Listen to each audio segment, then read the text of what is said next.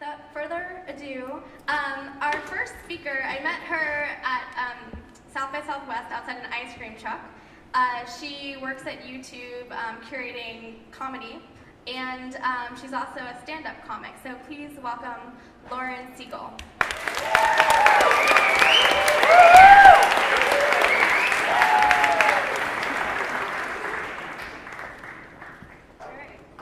Just to set expectations, by stand-up comic, she means I get wasted and say inappropriate things. So, okay, today I'm going to talk to you about everything you ever want to know about living in Hippie Commune, but were too afraid to ask. Because luckily, as of a few months ago, I was living in Hippie Commune. I moved from New York to San Francisco about 2 years ago. I'd never been to San Francisco, but I always really imagined I would like it, based on like the movie and TV shows I've seen, mostly Full House. I also kind of thought that I was a hippie because I really liked the Grateful Dead and I hate shaving my legs. I didn't tonight.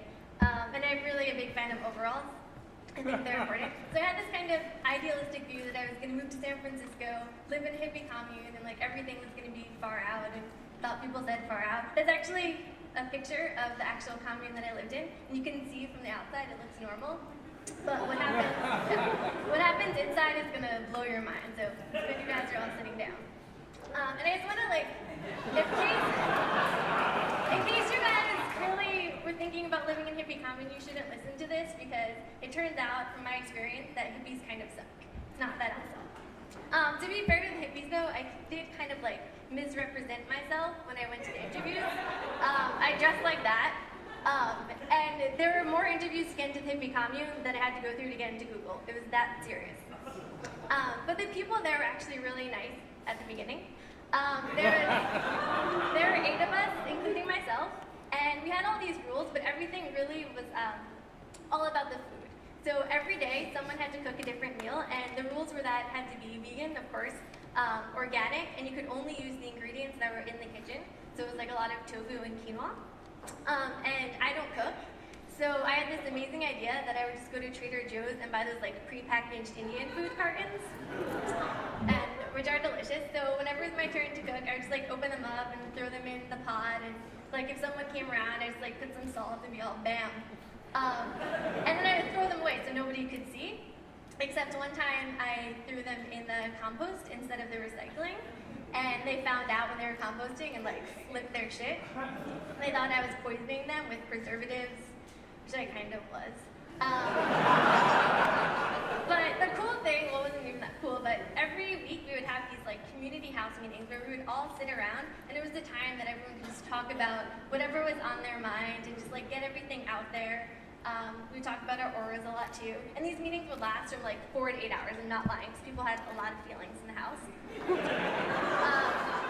The house was called the Phoenix House, and this was the #1 agenda item every single week was, what can we change it to? Because people thought the Phoenix meant rising and falling, and they wanted something more stable to feel more zen. I checked that. When I left, they were still that. Also, our vacuum would break all the time.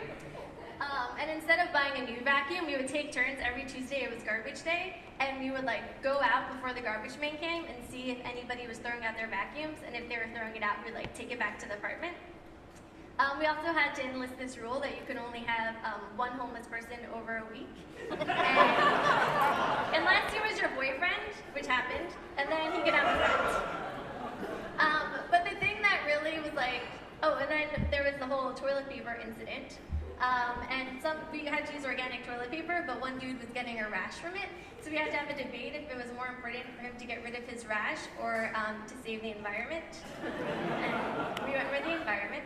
The thing that I kept bringing up was that our house was infested with mice, and at the beginning it was fine, I didn't really care, but then it became a problem when they started eating all of my clothes and pooping all over everything. I was the only one who seemed to care about this though. When I suggested maybe killing it, they got really offended because I didn't believe in killing animals. So I suggested possibly getting a cat, but they didn't believe in domesticating animals. So eventually I was like, guys, it's either me or the mice. And they picked the mice, which is sad for me. So I ended up moving out. And a few months ago, I moved back to New York City, and I was kind of really excited just to wear stilettos and like buy overpriced drinks. But what actually happened surprised me. I came to New York and was like the hippiest person here. I became a vegan, and I go to an Ayurvedic healer because I don't potentially believe in Western medicine. I take yoga all the time, training to be a yoga teacher. I got my nose pierced, as you can see in the picture, or just on me.